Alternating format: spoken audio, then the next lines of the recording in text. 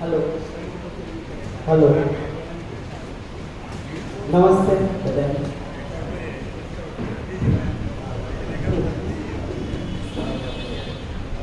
એ સારું છે, એક્સરસાઇઝ સારી. આ વિચાર કરે છે ઊંઘ ઉડી ગઈ.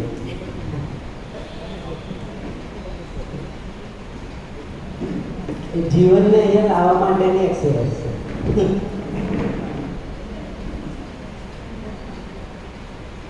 ચાલો આગળ જોઈએ. અહીંયા સુધી કોઈને કઈ પ્રશ્ન હોય ટાઈપ તો વાત કરી શકે, અથવા તો આગળ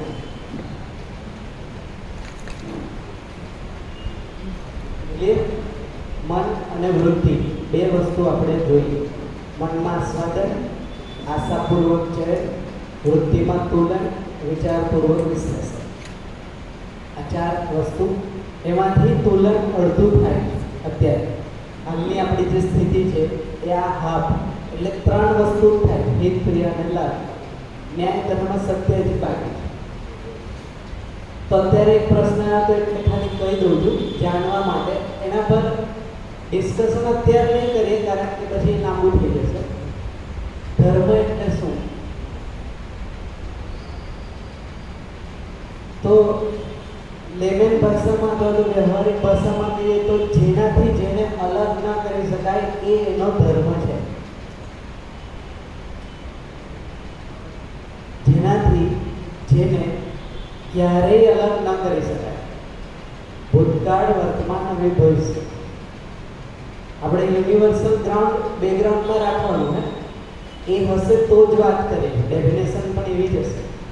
તો જેનાથી ક્યારેય અલગ ન થઈ શકે અથવા તો અલગ ન કરી શકાય એ જ એનો ધર્મ. તો માનવનો ધર્મ એક હશે કે અલગ અલગ હશે? શું લાગે? અલગ અલગ ક્યાં ક્યાં હશે?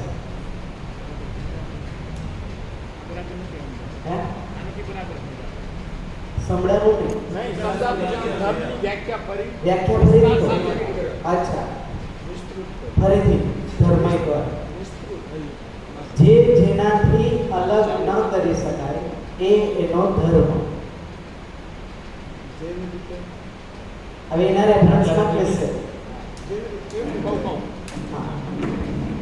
જે વસ્તુને એના ગુણધર્મથી અલગ ન કરી શકાય તે વસ્તુનો તે ગુણ, તે ધર્મ.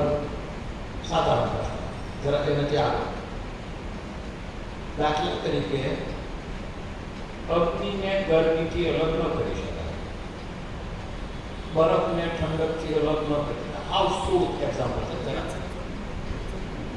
એટલે અસ્તિત્વમાં જે વસ્તુ છે તે એ વસ્તુના જે ગુણ છે તે જે વસ્તુના એનું વિલીકરણ અસંભવ છે. એના ગુણોનું તે તેનો ધર્મ.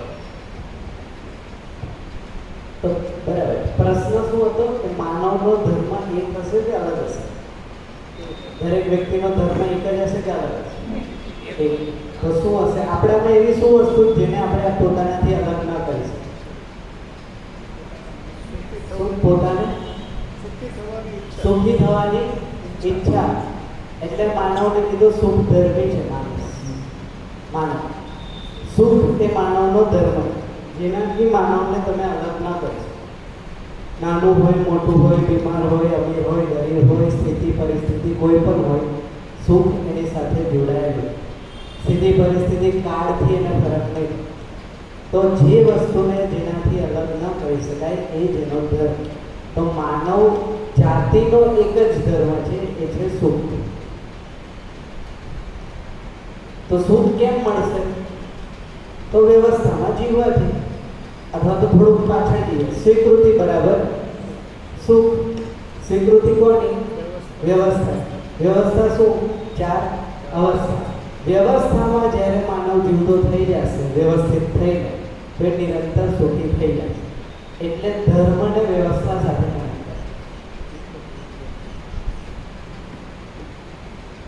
એના પહેલા ધર્મ.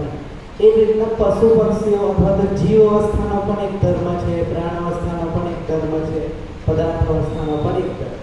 તો અવસ્થાનો ધર્મ એક જ હોય, અલગ અલગ જેમ માનવ જાતિનો એક ધર્મ છે એ રીતના અવસ્થા જીવ અવસ્થાનો એક ધર્મ. તો તમે વિચારો પશુ પક્ષીઓને કઈ વસ્તુથી અલગ ના કરી શકે? સિમ્પલ.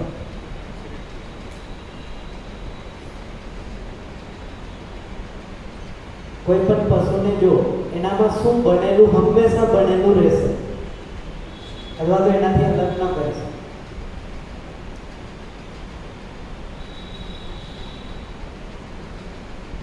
તો એ છે જીવવાની આશા. તમે ચેન્જ ન કરી શકો,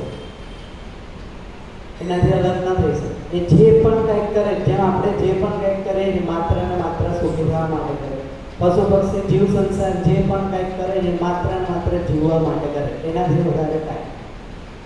એટલે માનવનો જે ધર્મ સુખી થવાનો છે એ રીતના જીવ અવસ્થાનો ધર્મ છે જીવતું રહેવું.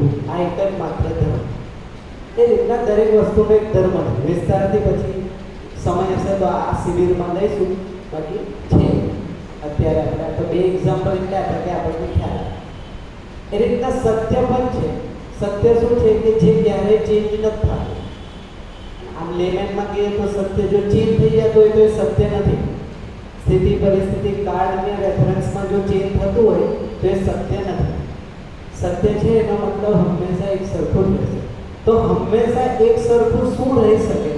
તો અસ્તિત્વ અને અસ્તિત્વ સહજ વ્યવસ્થા આ હંમેશા એક સરખી રહેશે. એટલે એને કીધું અસ્તિત્વનું સહ-અસ્તિત્વ જે છે એ અલ્ટિમેટલી સત્યના રૂપમાં દેખાય છે. અને સત્યનો એક બીજો પણ એંગલ છે જેને આપણે છેલ્લા દિવસ જોશું. સત્યનો બીજો એક એંગલ છે. આ ક્લિયર થાય છે? ત્રણ દ્રષ્ટિકોણ સમજે? તો જે અત્યારે આપણે જે ધર્મ માનીએ છીએ તો એ શું છે? તો અત્યારે જે ધર્મ માનીએ છીએ એ માનીએ છીએ માન્યતામાં.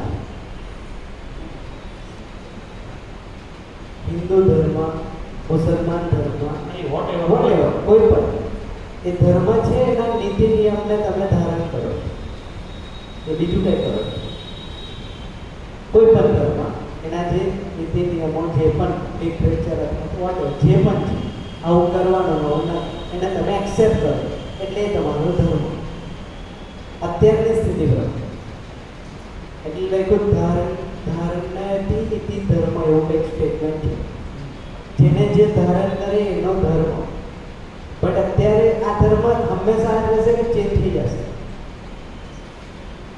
શું લાગે? જે બરાબર ક્લિયર નથી થતું. ફરીથી જો જેમ કે કોઈ પણ ધર્મ મારો છે, તમારો કોઈ ધર્મ છે, કોઈ પણ, તો એ તમે અને મેં અથવા તો આપણા પૂર્વજોએ એ ધર્મનો ધારણ કરી એક્સેપ્ટ કર્યો, આપણે એ ધર્મને ફોલો કર્યો. બરાબર? આવું છે કે અત્યારમાં તો આપણે ધર્મને અહીંયા કઈ રીતના કીધું કે જે વસ્તુ જેનાથી અલગ ન થઈ શકે એ એનો મૂળ, એનો ધર્મ કહેવાય. તો માન લો કે તમારો કોઈ ધર્મ છે, મારો કોઈ ધર્મ છે, એ હંમેશા એક સરખો રહેશે કે ચેન્જ થઈ જશે? માન લો આ શરીર યાત્રામાં નહીં, આવતી શરીર યાત્રામાં આ જ રહેશે કે ચેન્જ થઈ જશે? એ જ રહેશે કે બદલાઈ જશે? ચાન્સીસ તો છે. અરે બીજી શરીર યાત્રામાં આ જ શરીર યાત્રામાં 3-4 ધર્મ પરિવર્તન નથી થતા. હા, એનો મતલબ કે મારી સાથે જોડાયેલી વસ્તુ નથી, મેં કંઈક માનેલી વસ્તુ, માન્યતા જોઈતું ને કે મેં કંઈક માની લીધું ને એને સ્વીકાર કરી લીધો એટલે મેં એને ધર્મ તરીકે સ્વીકાર્યો. જ્યારે યુનિવર્સલ ગ્રાઉન્ડ પર જોઈએ તો ધર્મ એવી વસ્તુ છે કે જે ચેન્જ નહીં થાય, જેનાથી તમને અલગ ન કરી શકાય. તમને એટલે કે માનવ જાતિ દરેક વસ્તુનો કોઈ ધર્મ છે. વસ્તુ એટલે કે વાસ્તવિકતા. દરેક વાસ્તવિકતાનો કોઈ ધર્મ છે. જેમ કે આ પેન છે તો પેનનો પણ એક ધર્મ છે. અત્યારે જે ધર્મ કહીએ છીએ ખાલી માણસ પૂરતો જ સીમિત છે. જેમ કે આ પેન જેનો શું ધર્મ હોય છે કે આ અસ્તિત્વમાં રહેશે, આ એનો ધર્મ. આને ટુકડા કરી નાખો અને તોડી નાખો, સળગાવી નાખો, આ જતું રહેશે કે રહેશે? અસ્તિત્વમાં હશે કે જતું રહેશે? રહેશે જ ને. ખાલી રૂપ ચેન્જ થઈ જશે. એટલે પદાર્થ અવસ્થા કહેવાય. પદાર્થ અવસ્થાનો ધર્મ છે હોવું. એ હંમેશા બનેલું રહેશે. ફોર્મ અલગ અલગ હોઈ શકે, ઘન પ્રવાહી વાયુ હોઈ શકે, બટ એ છે ને છે, એટલે લુપ્ત નહીં થઈ જાય. ક્યારે તમે પથ્થરના પીસ કરો, નાના નાના નાના નાના નાના કરતા જાઓ, એક સમય એવું થશે કે જતું રહેશે કે રહેશે. જેટલો નાનો કરશો એનાથી નાના થવાની સંભાવના છે. આપણી કેપેસિટી નથી, પણ થઈ શકે. એનો મતલબ એનો ધર્મ છે કે રહેશે હોવું, એનાથી તમે અલગ ન કરી શકો. એ જ રીતના પ્રાણ અવસ્થા છે વનસ્પતિ જગત, એનો ધર્મ છે કે પુષ્ટિ, એટલે ગ્રોથ થશે. જો એને વાતાવરણ મળશે, ઉગશે. તમે જ્યાં પર બેસી જશો તો એ એટલે ગમમાં આપણે ગમે ફોર્સ કરશું, એ એનો ધર્મ છે. પુષ્ટિને તમે નકારી ના શકો. તમે એવું ના કહી શકો બીજ વાવ્યું અને તમે વાતાવરણ પણ મળ્યું અને તમે એવું ઈચ્છો કે આ ન ઉગે તો સારું, એવું ન થાય. એનો ધર્મ છે, એનાથી અલગ નહીં થાય. એ યુનિવર્સલ છે, ગમે ત્યાં થશે આ થશે. એટલે ધર્મ વાસ્તવિકતા સાથે જોડાયેલો છે, વસ્તુ સાથે જોડાયેલો છે. તો અસ્તિત્વની દરેક વસ્તુનો એક ધર્મ છે. અને દરેક વસ્તુ ચાર અવસ્થામાં આવે છે. ચાર અવસ્થામાં કાં પદાર્થ હશે, કાં તો પ્રાણ હશે, કાં તો જીવ હશે, કાં તો જ્ઞાન. તો ચાર અવસ્થાનો એક જ ધર્મ છે. એટલે દરેકનો એક જ ધર્મ. જ્ઞાનનો સુખી થવું, જીવ અવસ્થાનો જીવતા રહેવું, પ્રાણ અવસ્થાનો વૃદ્ધિ, પદાર્થ અવસ્થાનું બનેલું રહેવું. આનાથી અલગ નથી અને કરી પણ નથી. એટલા માટે એને ધર્મ કીધું. તો આ ડિફરન્સ છે અત્યારનો ધર્મ અને એક્ઝિસ્ટન્શિયલ જે ધર્મ કહીએ છીએ. અહીંયા જે ધર્મની વાત કરીએ એ આ વ્યવસ્થા. જો એ ચેન્જ થઈ જાય ને માની તો તમે ક્યારેય એને સમજી ના શકો. તો અનિશ્ચિત થઈ જાય ને. ચેન્જ થાય એનો મતલબ કે અનિશ્ચિત થઈ.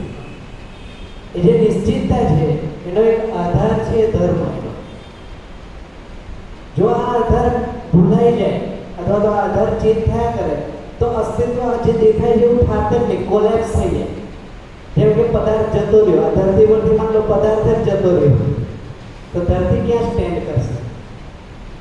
પોસિબલ જ નથી. ઇમેજિનેશનમાં જ નહીં આવ્યું ક્યારે કે પદાર્થ ન હોય, એ ઇમેજિનેશનમાં પણ નહીં આવે. હા, ફોર્મ અલગ અલગ હોય છે, કીધું એમ ઘન પ્રવાહી વાયુ કોઈ પણ રહેશે તો છે. આ ખ્યાલ આવે? તો દરેક વસ્તુ, દરેક વાસ્તવિકતા પોતાના ધર્મ પ્રમાણે છે અને ધર્મ નિશ્ચિત છે. એ નિશ્ચિતતાને આપણે ઓળખી લઈશું ને એટલે નિશ્ચિતતા તરફ પહોંચી જશે. એટલે આપણે પ્રયત્ન કરીએ સુખને ઓળખી લઈશું એટલે સુખ મળી જશે. સુખ મળી જશે એટલે પછી નિરંતર રહેશે, કારણ કે સુખથી અલગ થઈ શકે પોસિબિલિટી નથી. સમજીશ? બોલો બીજું કઈ એમાં?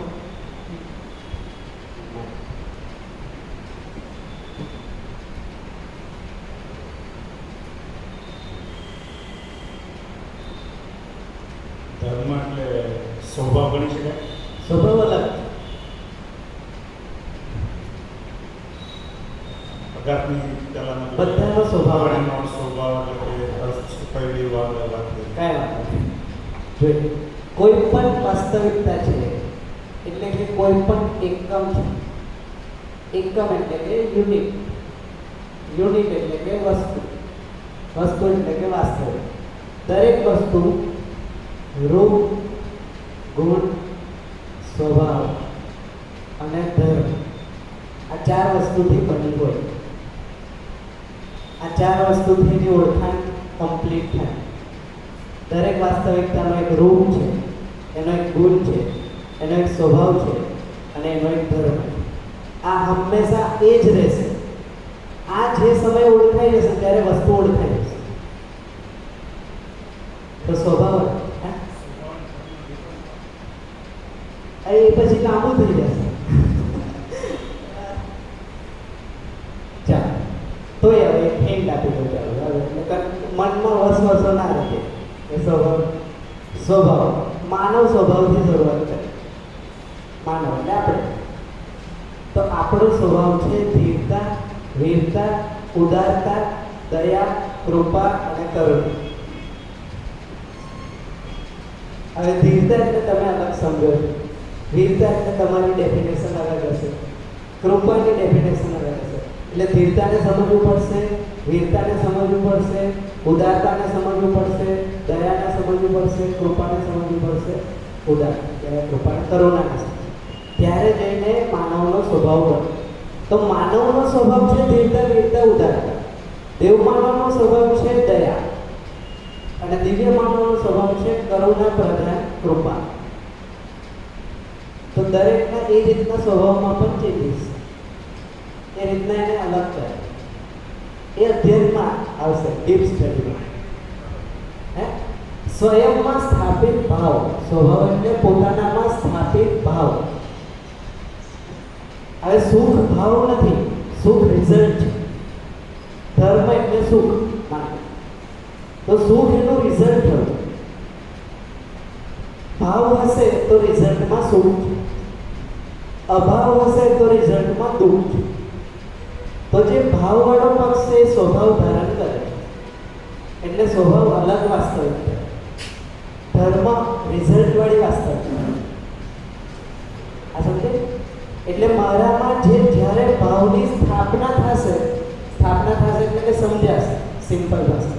જે સમયે મને ભાવ સ્થિર થશે એટલે કે સમજાઈ જશે, એ સમયે મારામાં સ્વભાવ સ્થિર થશે. એટલે અત્યારે જે સ્વભાવ કહીએ જે સ્વભાવ છે નહીં, ગુસ્સાવાળો સ્વભાવ હોઈ ન શકે. મિનિમમ ધીરતાથી શરૂઆત થાય માનવ સ્વભાવ. હા, પશુ અને રાક્ષસ માનવમાં કંઈ પણ હોય શકે, એનો સ્વભાવ નથી. પણ જ્યારે માનવના રેફરન્સમાં વાત કરીએ તો મિનિમમ ધીરતાનો સ્વભાવ. ધીરતાનો સ્વભાવ ન્યાય પ્રધાન. તો દ્રષ્ટિમાં જ્યારે ન્યાય આવશે ત્યારે સ્વભાવ ધીરતા પ્રદાન થશે. એટલે આ જો રૂપથી મોટો ગુણ, ગુણથી મોટો સ્વભાવ, સ્વભાવથી મોટો ધર્મ. આ રીતે તો ધર્મમાં સ્વભાવના રેફરન્સ છે, સ્વભાવમાં ગુણનો રેફરન્સ અને ગુણમાં રૂપનો રેફરન્સ. આ રીતના કોઈ પણ વાસ્તવિકતા 4 લેવલે વર્ગીકૃત થયેલી છે, અથવા તો આ 4 લેવલે સમજી એને જોશું આપણે સમજીશું. પણ સ્વભાવ અલગ વસ્તુ છે. આ બીજું કંઈ અહીંયા સુધી ચાલો આગળ જઈએ.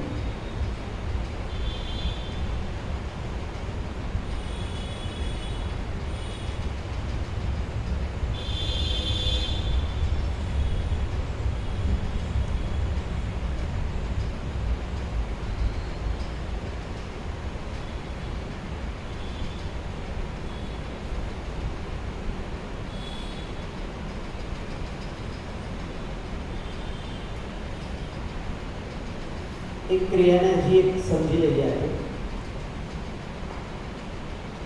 તો એ ક્રિયાનું નામ છે ચિત્રણ.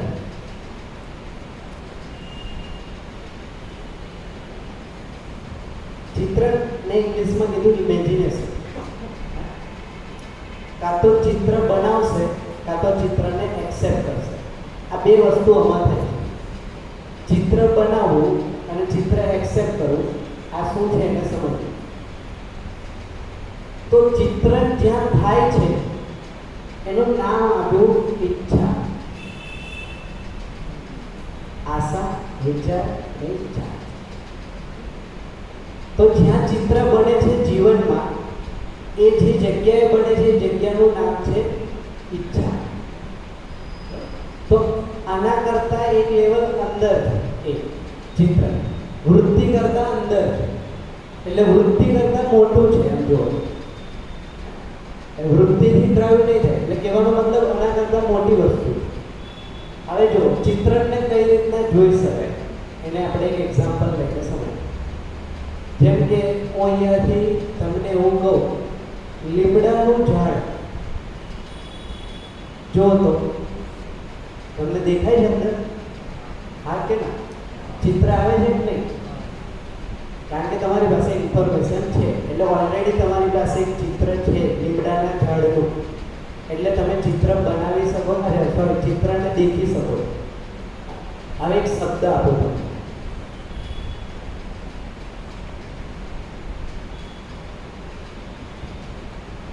આનું કોઈ ચિત્રણ બનાવો. UNIRLTRU આ શબ્દનું કંઈક ચિત્ર બનાવો.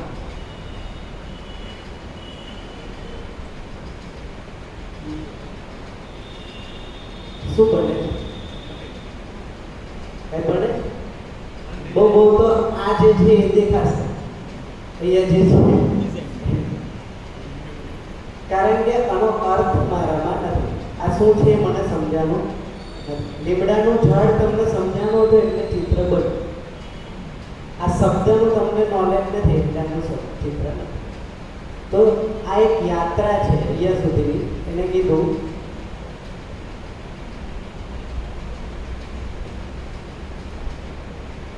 શબ્દ, શબ્દથી એ શબ્દનો અર્થ અને અર્થથી જે વાસ્તવિકતા છે એ વાસ્તવિકતા અહીંયા સુધી દરેક જણે પહોંચવાની જરૂર છે. આ છે સમજ, બાકી અહીંયા માહિતી છે. ફરી એકવાર શબ્દ છે એનો મિનિંગ પણ છે. સો કોલ્ડ મિનિંગ, જેમ કે ધર્મ. ધર્મનો અત્યારે તમારી પાસે મિનિંગ છે કે નહીં? વ્યાખ્યા વસ્તુ દેખાડી શકશો તમે? વસ્તુ એટલે એનું ચિત્રણ બનવું જોઈએ. લીમડાનો ઝાડ વસ્તુ દેખાડી શકો ના દેખાડી? કારણ કે શબ્દ નથી, તમારામાં વસ્તુ સ્થિર છે એટલે તમે શબ્દથી એને ઓળખી શકો. જો ખાલી શબ્દ હોય તો એ પહોંચે પણ નહીં અને ઓળખાય પણ નહીં.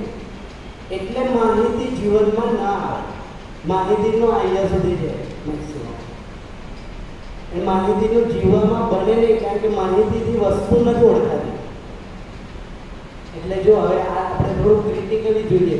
મેં એવું કીધું હતું કે જે લોકો સિગરેટ પીવે એટલે જે માહિતી છે એ માહિતીનો લેવલ આ છે. અર્થ અને વસ્તુ સુધી પહોંચ્યું જ નથી. વસ્તુ એટલે વાસ્તવિકતાનો અહેસાસ થયો કે શરીરનો પર્પઝ શું છે, શરીરની એક્ઝિસ્ટન્સમાં ઉપયોગિતા શું છે, આ શરીરનું કામ શું છે એ દેખાઈ જાય. એટલે વાસ્તવિકતામાં શરીરનો રોલ દેખાઈ જાય. એ દેખાઈ જાય એટલે શું ખાવું ન ખાવું, શું પીવું ન પીવું, એ બધું થઈ જાય. આ ન થાય ત્યાં સુધી શબ્દ જ છે, ખાલી શબ્દ. અને શબ્દ એટલે શું? તો એક પ્રકારની ગરમ હવા. જો શબ્દની પાછળ અર્થ કે વસ્તુ નથી તો ખાલી હવા છે, ગરમ થોડી. તો આ તમે દિવસમાં 108 જાપ કરો પણ વસ્તુ ના દેખાય તો એક પ્રકારની. તો શબ્દનો મતલબ એ છે કે શબ્દ સાંભળવાથી વસ્તુ દેખાઈ જાય. આપણે ભગવાનનું નામ લઈએ તો ભગવાનનું ચિત્ર તો આવે જ છે. એ તો આપણે બનાવ્યું છે ને. રામ કહીએ તો રામનું ચિત્ર ને એ ચિત્ર કોને બનાવ્યું? અસ્તિત્વમાં બનાવ્યું, તમે બનાવ્યું. એટલે તો મેં કીધું ચિત્રણ કાં તો આપણે બનાવીએ છીએ કાં તો આપણે એક્સેપ્ટ કરીએ. એટલે આ ખોટું પણ હોઈ શકે, મેં કહું પણ આ છે ખરું બધામાં. આ એક્ટિવિટી બધામાં ચાલે. સાચી ખોટીની વાત નથી કરતા. એ તો માની લો કે જેમ કે અમને કીધું ધર્મ, તો ધર્મથી વસ્તુ અત્યારે થોડો ફોર્સ કરીશ તો 10 લોજિક આપશે કે ધર્મ એટલે આ. એનો મતલબ ધર્મનું કાંઈક ચિત્રણ તો સ્વીકારેલું પણ એ ચેન્જ થયા કરે. એટલે વસ્તુ સુધી પહોંચ્યા નથી. જે રિયાલિટી છે ત્યાં સુધી પહોંચ્યાનું નથી. વસ્તુનો મતલબ એ હકીકત છે. વસ્તુનો ફૂલ ફોર્મ જ થાય વાસ્તવિકતા. વાસ્તવિકતાને શોર્ટમાં કહીએ છીએ વસ્તુ, ઓબ્જેક્ટ નથી. ઇંગ્લિશમાં મિનિંગ ચેન્જ થઈ ગયો. વસ્તુને ઓબ્જેક્ટ, ઓબ્જેક્ટ એટલે પછી સ્થૂળ થઈ ગયું. તો અહીંયા જ્યારે વસ્તુ કહીએ છીએ તો એ વાસ્તવિકતાનું શોર્ટ ફોર્મ છે. જે હોય એ ઓળખાઈ જવું. હા જે હોવું એ મારામાં સ્થિર થઈ જાય એટલે એ વસ્તુ મને ઓળખાય એવું કહી શકાય. આ સમજે? એટલે જે વસ્તુની સમજ નહીં હોય ને એનું ચિત્ર નહીં બને, કાં તો ખોટું બનશે. જેમ આપણે એક્ઝામ્પલ જોયું, આ શબ્દનું ચિત્ર બનાવો તો કાંઈ બને નહીં, કારણ કે આ શું છે એ જ નથી ખબર. એ રીતના માની લો અહીંયા કોઈ ચાઇનીઝ લેંગ્વેજમાં બોર્ડમાં લખ્યું હોય તો કાંઈ ચિત્ર ન બને કે આ શું છે, કારણ કે એનો એક શબ્દ અથવા તો એ જે વસ્તુ છે સોરી એ જે રાઇટિંગ છે એનો અર્થ જ નથી ખબર. હવે અર્થ જ નથી ખબર તો વસ્તુ લગી પહોંચી જ ન શકાય, પોસિબલ જ નથી. આ જર્ની છે, શબ્દથી અર્થ પર જશે ને અર્થથી વાસ્તવિકતા. એટલે શબ્દનો મહિમા કરે છે. જો શબ્દ આડાવડા યુઝ થઈ ગયા, ચિત્રણ ચેન્જ થઈ જશે.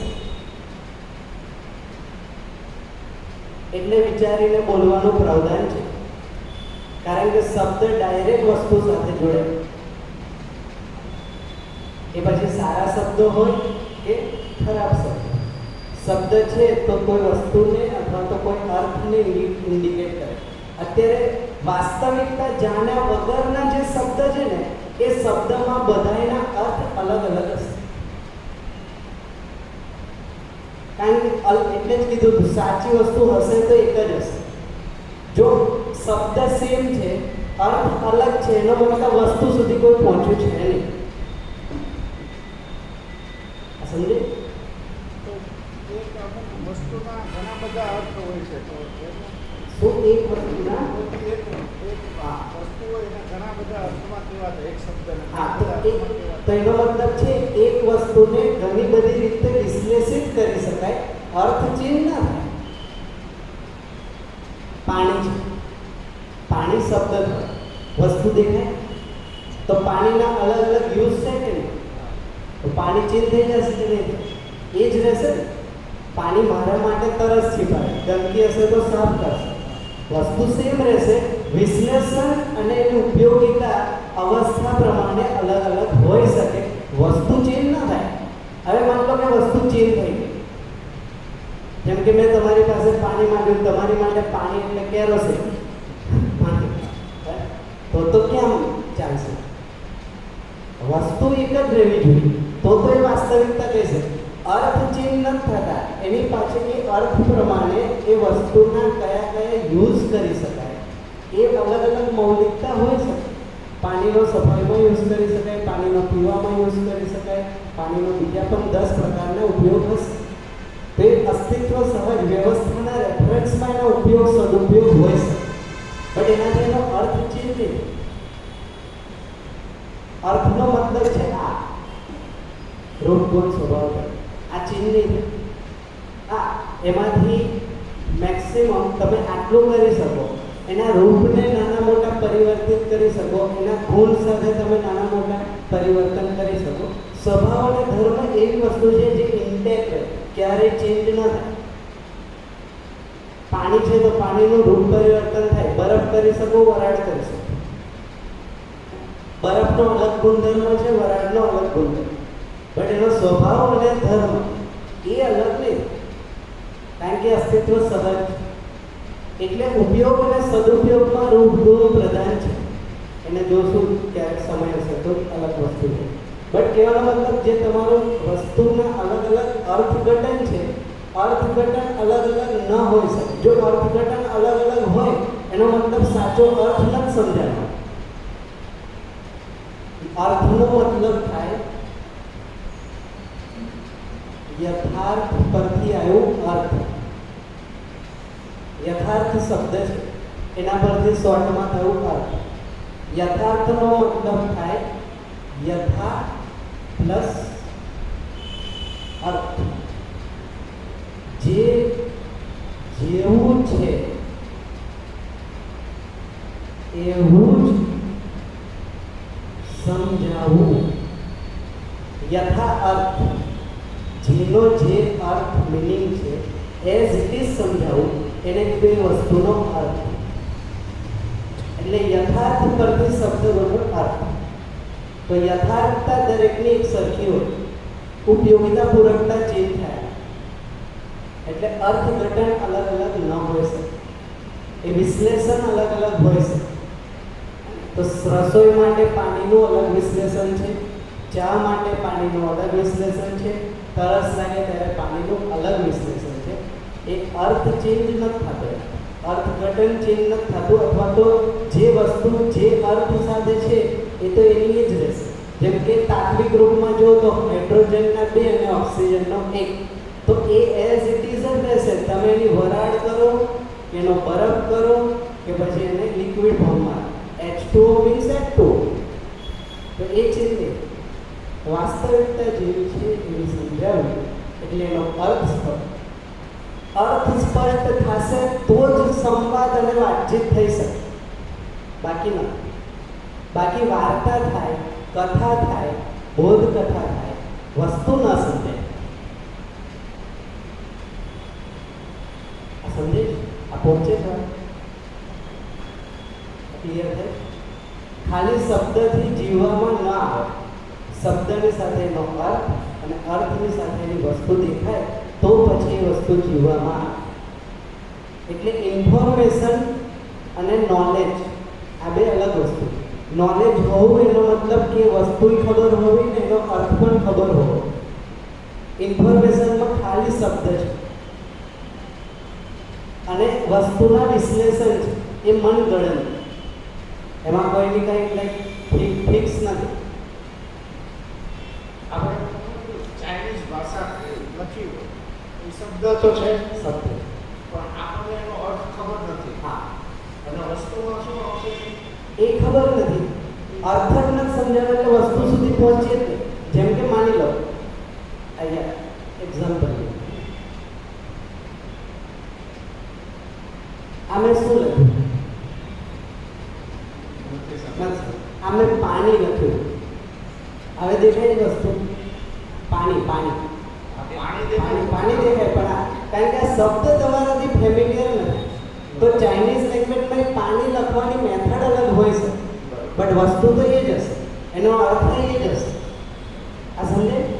માની લો કે તમે અહીંયાથી ચાઇના જાઓ, એના બોટલ પર જે રીતના પાણી લખ્યું, જે રીતના સાઇન છે, અને તમારે બોટલ પરચેસ કરવી, તે ચાઇનીઝ સિવાય કોઈ લેંગ્વેજ ચાલતી નથી. તો હવે તમારે એને જોવું પડશે કે અહીંયા પાણીને કઈ રીતના લખાય છે. તો તમે એ રીતના આમ લખીને આમ બતાવશો તમને પાણીની બોટલ, એને તો એનો અર્થ અને વસ્તુ સ્પષ્ટ છે ને. જે શબ્દને જાણે છે, જે ધ્વનિને જાણે છે, એની માટે શબ્દનો અર્થ અને એ અર્થની પાછળની વાસ્તવિકતા એ સ્પષ્ટ, એટલે ત્યાં વાંધો નહીં આવે. એટલા માટે લેંગ્વેજનો જે રોલ છે, એટલે જો આ શબ્દ એટલે એક પ્રકારની લેંગ્વેજ થશે. શબ્દ પછી શબ્દ સમૂહ પછી વાક્ય, વાક્ય રચના અને પછી આખી લેંગ્વેજ આલ્ફાબેટથી લઈને બધી વસ્તુ. એટલા માટે એક એવો ઓબ્ઝર્વેશન છે તમે પણ કરી શકો કે બાળક જન્મે અને જે જગ્યાએ માન લો કે અહીંયા ગુજરાતમાં જન્મે અથવા સુરતમાં જન્મ લે, તો સુરતનો પરિવાર અને સમાજ કઈ ભાષા બોલે છે? ગુજરાતી. તો બાળક જન્મથી અથવા તો જ્યારથી સાંભળવાનું શરૂ કરશે ત્યારથી શું સાંભળશે? ગુજરાતી. જેવું એજ્યુકેશનની શરૂઆત થશે આપણે એને કઈ ભાષા આપશું? નહીં, જે આપણનું મન હોય એ કઈ આપણે ઇંગ્લિશ કાં તો whatever, IB board, CBSC board. હવે જ્યારે સ્કૂલમાં જાય તો આપણે માની લઈએ કે પાંચ વર્ષની એજ સરખી. 5 વર્ષ સુધી એક ભાષામાં એ મોટો થયો, એના અર્થ એને ખબર છે અને એનું વસ્તુ એને ખબર છે, કારણ કે ઘરમાં ચાલે. પાણી કહેશો તો બાળકને ખબર છે, 5 વર્ષના બાળકને કે શું આપવું શું ના આપવું. સફરજન કહેશો તો એને ખબર શું આપવું ના. જેવું પહેલા સ્ટાન્ડર્ડ એપલ લાવો, હવે બાળકમાં ચિત્રણ જ નથી બનતું. એપલ એટલે વસ્તુ શું? હવે કેટલું કન્ફ્યુઝ થાય. તમે એની મનસ્થિતિને વિચારો. સ્કૂલમાં કંઈક અલગ જ શબ્દો વાપરે છે જેનું મારામાં ચિત્ર જ નથી બનતું, જેનો અર્થ જ નથી ખબર હોય. એટલે એવું કહેવાય છે કે 5મા ધોરણ અથવા તો પ્રાઇમરી જે એજ્યુકેશન છે એ જે તે રિજિયનલ લેંગ્વેજમાં થવું જોઈએ. એ બેઝ છે, આધાર છે. તો જો રિજિયનલ લેંગ્વેજમાં પ્રાઇમરી એજ્યુકેશન કમ્પ્લીટ કર્યું પછી પ્રાઇમરી પછી સેકન્ડરીથી તમે કોઈ પણ લેંગ્વેજ આપો એ લેંગ્વેજના રૂપમાં કન્ફ્યુઝ નહીં થાય, કારણ કે એની પહેલાં જેટલા પણ વોકેબ્યુલરી અને જેટલી પણ વસ્તુઓ દેખાવાની હતી એ લગભગ બાળકે દેખી લીધી. એટલે 10 વર્ષની ઉંમર સુધી બાળક બધી જ વસ્તુ સમજી માન્યતાઓ રાખીને ફિટ કરીને બેસી જાય. 10 વર્ષ સુધી જે કામ કરવું એ થાય. 10 વર્ષનો થાય એટલે એને એક માન્યતા આપણી જેમ બનાવી દીધી, ઓછી હોય પણ બની. તો આ એક જનરલ ઓબ્ઝર્વેશન. તો આ ઇઝી રહેશે, બાળક માટે પણ ઇઝી રહેશે અને બહુ સમય નહીં લાગે અને કોન્ફિડન્સ મળશે. જ્યારે લેંગ્વેજ શબ્દ ચેન્જ થઈ જશે ને કોન્ફિડન્સ લૂઝ થઈ જાય મેં તમને અત્યારે પૂછ્યું આ શું છે, તો તમે વિશ્વાસથી જવાબ આપી શકો આ જ છે. દેખાતું જ નથી વસ્તુ શું છે. એ જ હાલત 5મા ધોરણમાં અથવા તો 5 વર્ષ ઉપરના બાળકની જે ઇંગ્લિશમાં થશે કે હિન્દીમાં વોટેવર એ રિજિયન સિવાય જે પણ લેંગ્વેજ આ જ હાલત થશે. એટલે બાકીના સ્ટુડન્ટ શહેરીમાં બીજો છોકરો છે જે ગુજરાતી મીડિયમમાં જાય એટલે એને બધું કડકડાટ બોલે એટલે એને જો શબ્દ ઓળખવામાં જ વાંધો આવે. એટલે શું થશે, એકબીજામાં કમ્પેરિઝન નેચરલ થશે. આનો કોન્ફિડન્સ જોશે ઉપર છે, મારો કોન્ફિડન્સ જોશે નીચે. એ જે પછી ડિપ્રેશન, ધીમે ધીમે સ્ટ્રેસ એ દેખાય નહીં પણ એ જાય બાળક, કોન્ફિડન્સ લો થઈ જાય. આ બધી નાની નાની ઓબ્ઝર્વેશન છે જેને આ શબ્દને લઈને લેંગ્વેજને લઈને આપણે સમજીશું. આ ક્લિયર? તો ચિત્રણ એટલે કે એક પ્રકારનું ચિત્ર બનવાની ઘટના હંમેશા માણસમાં થાય જ છે, માનવના જીવનમાં. આ જેમ વિશ્લેષણ થાય છે, જેમ ચયન થાય છે, જેમ આસ્વાદન થાય છે, જેમ તુલન થાય છે, એ જ રીતે ચિત્રણ થાય છે. એ ચિત્રણને નામ આપ્યું ઈચ્છા. એટલે આપણે કહીએ ને કે લેમેનમાં કે આજે કંઈક ઠંડુ પીવાની ઈચ્છા થઈ, એનો મતલબ કે ઠંડાનું ચિત્રણ મગજમાં, લેમેનમાં મગજ કે જીવનમાં ઠંડાનું ચિત્રણ આવ્યું. એ ચિત્રણને બોલચાલની ભાષામાં આપણે કહીએ છીએ ઈચ્છા થઈ. આજે કંઈ સારું ખાવાનું મન છે, સારું ખાવાનું મન નથી, ચિત્ર બન્યું છે સારું ખાવાનું. અને હવે તમે બે વાત શું પૂછો, સારું એટલે શું? એટલે જે ચિત્ર બન્યું હશે ને કહેશે હવે પિઝા ખાવા, કારણ કે બાય ડિફોલ્ટ ચિત્ર બનાવી દીધું ત્યાં અહીંયા, અને એને આપણે આ રીતના રિપ્રેઝેન્ટ કરીએ. તો ચિત્ર હંમેશા માણસમાં બને, માનવના જીવનમાં, માણસમાં તો જીવન. તો આ પણ એક એક્ટિવિટી છે જે હંમેશા થાય. હવે અહીંયા સુધી ક્લિયર થાય છે? પહેલા આમાં કોઈને કંઈ પ્રશ્ન? ક્વેશ્ચન?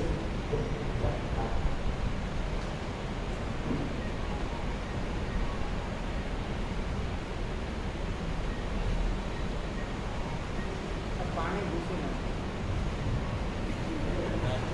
હે? પાણી ઘૂસી નાખે. આ પાણી બરાબર કન્ફ્યુઝ કરે. જો હવે તો તમને એનો અર્થ ખબર છે, વસ્તુ ખબર, તો એ તમે બીજાને નહીં સમજાવી શકો. કારણ કે આ વાસ્તવિકતા નથી. પાણી સમજવા માટે પાણી સાથે રહેવું પડે, માનવને સમજવા માટે માનવ સાથે રહેવું પડે, જીવ અવસ્થાને સમજવા માટે જીવ અવસ્થા સાથે રહેવું, પદાર્થ અવસ્થાને પ્રાણ અવસ્થાને સમજવા માટે એની સાથે રહેવું પડે, જીવવું પડે. જીવીએ તો એ વસ્તુનો અર્થબોધ થાય અથવા તો અર્થ સ્પષ્ટ થાય. સ્ટડી કરીને અર્થ સ્પષ્ટ ના. તો એગ્રીકલ્ચરમાં પીએચડી કરી લો, લેક્ચર પણ સારો લઈ લો, પણ 1 ક્વિન્ટલ કપાસ ન ઉગાડી શકે. પ્રોસેસ બધી ખબર, ચા બનાવવાની પ્રોસેસ ખબર હોય, એજ્યુકેશનમાં આવ્યો, પણ બનાવવા જઈએ તો બને નહીં. કારણ કે એની સાથે જીવતા નિર્વાહ કરતા આવડતું નથી, એની યોગ્યતા અલગ છે. તો બેટર છે કે જે લોકો જેનામાં યોગ્ય છે એ જ વસ્તુનું એજ્યુકેશન આપે. આ છે શિક્ષણ. આજે શિક્ષણ આપવાવાળા એ વસ્તુ કરતા નથી અને કરવાવાળા એ શિક્ષણ આપતા નથી. આ ટ્રેજેડી છે, એક્સિડન્ટ છે. એટલા માટે 20 વર્ષના એજ્યુકેશન લીધા પછી પણ બાળકમાં કોન્ફિડન્સ નથી કે હું 2 રોટલી પૈસા કમાઈ શકીશ કે નહીં કમાઈ. કારણ કે જેને એજ્યુકેશન આપ્યું છે એ જ ઇનસિક્યોરિટીમાં છે.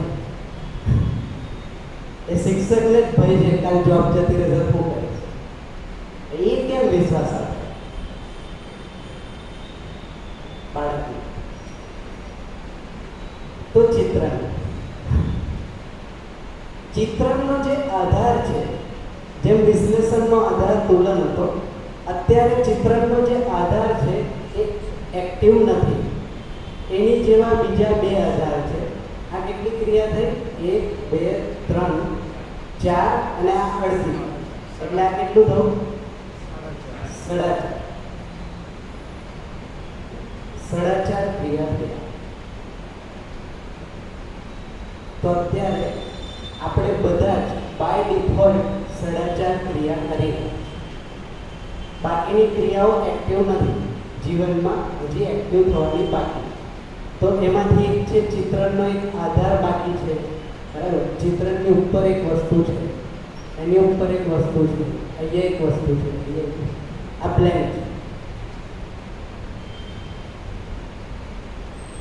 એટલે એનો આપણને જીવનમાં છે ખરું, પણ હાઇબરનેટમાં કાંઈ એક્ટિવેશન નથી. જીવન તો 10 ક્રિયાઓથી બનેલું છે, એટલે 10 ક્રિયાઓ છે, બટ એનો પ્રભાવ નથી, કારણ કે ખબર નથી. ઉપલો માળ ખાલી છે. હે? ઉપલો માળ ખાલી છે એમ કે. હા, બસ ઉપલો માળ ખાલી છે. એક્ઝેક્ટલી, આ સાચું વિશ્લેષણ છે. જીવનમાં ઉપરનો માળ બધાનો ખાલી છે. બધાનો એટલે 800 કરોડ, લગભગ 800 કરોડ. એ બેને બાદ કરતા આ બધોય માળ ઉપરનો લગભગ હે એક બેમાં તમે આવો. ના ના, હું ના આવું. હું આવો તો મારી કાલથી લાઈન લાગે કે અમને ત્યાં એક ચમત્કાર એવું નથી. આમાં હું નથી આવતો. હે સત્યાપન છે, સાચું બોલું. તો અત્યારે હવે ચિત્રણનો આધાર ખાલી છે. તો ચિત્રણ કઈ રીતના, ચિત્રણનો આધાર શું હશે? તો ડિફોલ્ટ જે એની નીચેની ક્રિયા છે એના આધારે ચિત્રણ થશે. એટલે વિશ્લેષણનો આધાર શું છે? તુલન. તો અત્યારે જે ચિત્રણ થશે એ તુલનના આધારે થશે. અત્યારે 4.5 ક્રિયામાં જેટલું પણ ચિત્રણ અથવા જેટલી પણ ઈચ્છાઓ થાય છે એ મારા દ્રષ્ટિકોણ પ્રમાણે થશે. મારો જેવો દ્રષ્ટિકોણ હશે એવી ઈચ્છા થશે. તો સારું કરવાની ઈચ્છા થાય, ખરાબ કરવાની ઈચ્છા થાય, એનો મતલબ મારો દ્રષ્ટિકોણ સારો અને ખરાબ છે. કોઈકના ઘરે માન લો કે એક નેગેટિવ એક્ઝામ્પલ લઈએ ને પછી પોઝિટિવ. કોઈ વ્યક્તિને કાર્ય કરવું છે ને, હવે આ બધી વસ્તુને એક સાથે જોવાનો પ્રયત્ન. કોઈ વ્યક્તિને કાર્ય કરવું છે, કાર્યમાં એને ચોરી કરી છે, તો એ શું કરશે? ઉપરથી લઈને નીચે છે. તો ચોરી કરવા માટે પહેલા તુલનમાં શું હશે? આ તો ખબર છે ચોરી શું કામ કરવી છે, સુખીતા. એમાં બીજો ઓપ્શન છે બરાબર. હવે એટલે આને જોઈએ તો તુલનમાં કઈ દ્રષ્ટિ હશે? લાભ દ્રષ્ટિ. લાભ દ્રષ્ટિના આધારે મેં એવો નિર્ણય લઉં છું કે મારે ચોરી કરવી, તો મારે શું કરવું પડશે?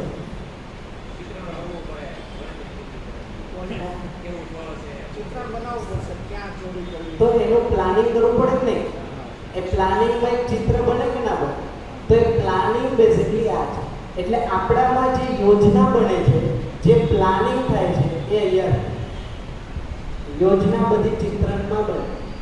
એટલે ઘરમાં ચોરી કરતા પહેલા માઇન્ડમાં ચોરી કરી નાખ્યું ને એક્ઝિક્યુશન પ્લાન એના માઇન્ડમાં હોય. એ એક્ઝિક્યુશન પ્લાન એટલે એનું ચિત્રણ.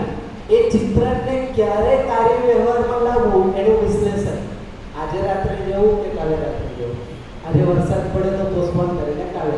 ચિત્રણ ફિક્સ છે, વિશ્લેષણ કોઈ કરશે આજે કાલે ક્યારે આ તે ફલાણો ડીટનો, પછી ચેક કરશે કે આજે રાત્રે 10 વાગે ચોરી કરે, 10 વાગે કાર્ય એક્ઝિક્યુટ કરવા જશે.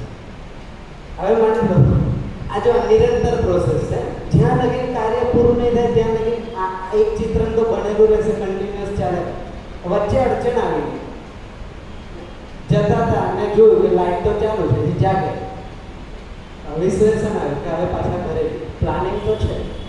તો પછી એ ટાઈમ પૂરતું પ્લાનિંગ પણ ચેન્જ થઈ જશે, ઘરે જવાની યોજના. તો પાછા ઘરે કેમ જવું ત્યાંથી, તો એની માટેનું ચિત્ર, એટલે ચિત્રણ તરફ છે. તો આ રીતના મલ્ટિપલ ચિત્રણ 24/7 આપણામાં ચાલુ છે. હવે જે કાલે કે પરમ દિવસે વાત કરી હતી સપનું, હે ને, તો સપનું બેઝિકલી આ છે. જીવનમાં ચિત્રણની એક્ટિવિટી જે થાય છે એને આપણે ડ્રીમ કહીએ, ઇમેજિનેશન જેને આપણે. તો જાગતા હોય ત્યારે પણ એ ચાલતી હોય, સૂતા હોય ત્યારે પણ એ ચાલતી હોય, કારણ કે જીવન પોતાનામાં હંમેશા માટે એક્ટિવ છે. એટલે એની બધી જ ક્રિયાઓ એક્ટિવ છે. એટલે જીવન શરીરના રૂપમાં તમે સૂઈ ગયા છો ત્યારે પણ આ 4.5 ક્રિયાઓ તો ચાલુ રહેશે. ત્યારે પણ તમે કંઈક ચિત્રણ બનાવો છો, એનું વિશ્લેષણ કરો છો, એનું ચયન કરો છો, આમ ભરો છો, આમ ભરો છો, આમ જાઓ છો, એનો મતલબ એ એક્ઝિક્યુટ થાય. એ એક્ઝિક્યુટ થતાં પહેલાં બધી પ્રોસેસ થશે.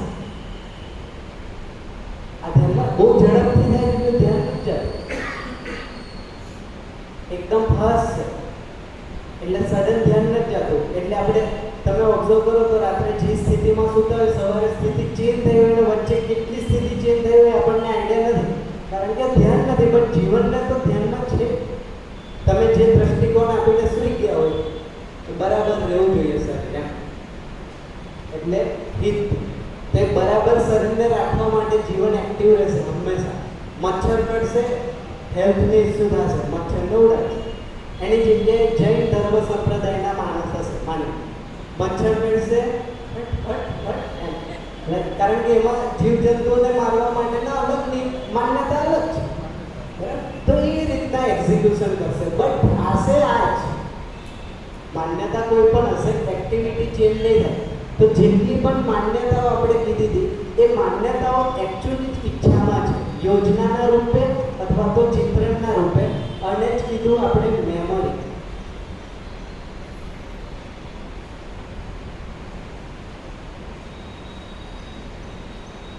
તો મેમરી બ્રેઇનમાં નથી, જીવનમાં ચિત્રણનો એક પાર્ટ છે. એટલે મેમરી પણ તમે જોશો ને તો એ કોઈ પણ વસ્તુ, મેમરી એટલે કે આપણને જે યાદ છે એ યાદ જેટલું પણ છે ને ચિત્રના રૂપમાં યાદ હોય. એટલે એ વસ્તુનો શબ્દ સાંભળતા એ ચિત્રનું ઉભરીને આવે.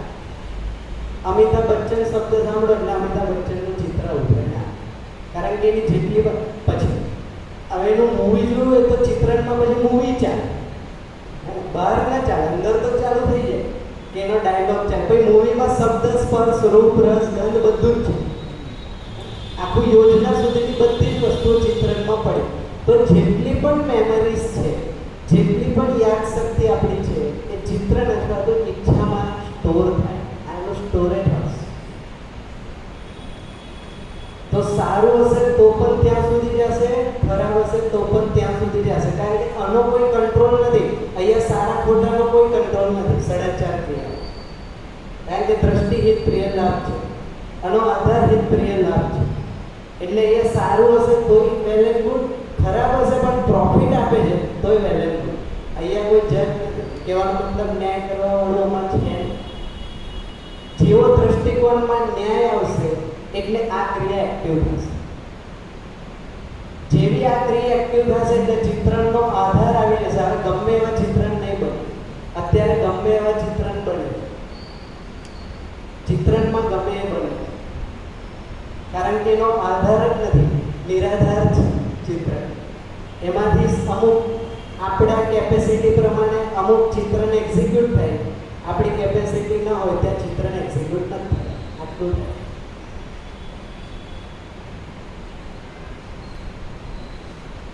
સમજે? એટલે કોઈ પણ વસ્તુ એક્ઝિક્યુટમાં આવતા તો ઘણો સમય લાગે. એની પહેલા અહીંયા એ બધું ચિત્રણ બનાવીને એનું આસ્વાદનનું એક મોડેલ તૈયાર થઈ ગયું, અનુમાનના રૂપમાં, અપેક્ષાના રૂપમાં. આવું કરીશ તો સુખી થાય. એ સુખનું એક આસ્વાદન નાનું લઈ લીધું.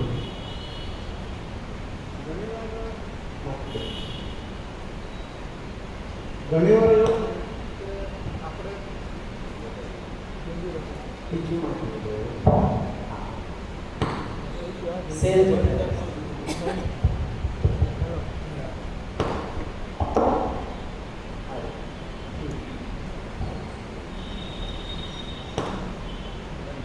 ઘણીવાર આપણે કોઈ વ્યક્તિને ઓળખતા ન હોય, અજાણી વ્યક્તિ હોય તો એનું ચિત્રણ આપવામાં આવે કે આ સારું લાગે કે ખરાબ લાગે, દેખાવ થઈ ગયો.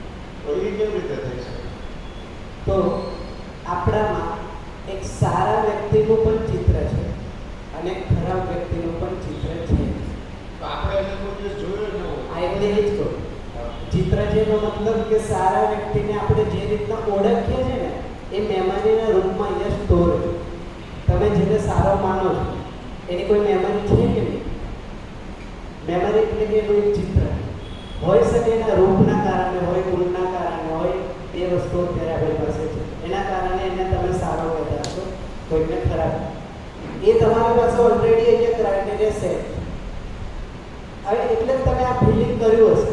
કોઈ અનનોન વ્યક્તિ તમારી સામે આવે ને, તમે એને પહેલી વાર મળો છો, જાણતા પણ નથી, બટ એની વિશે છે ને નેગેટિવ અથવા તો પોઝિટિવ અનુમાન લાગે કે આ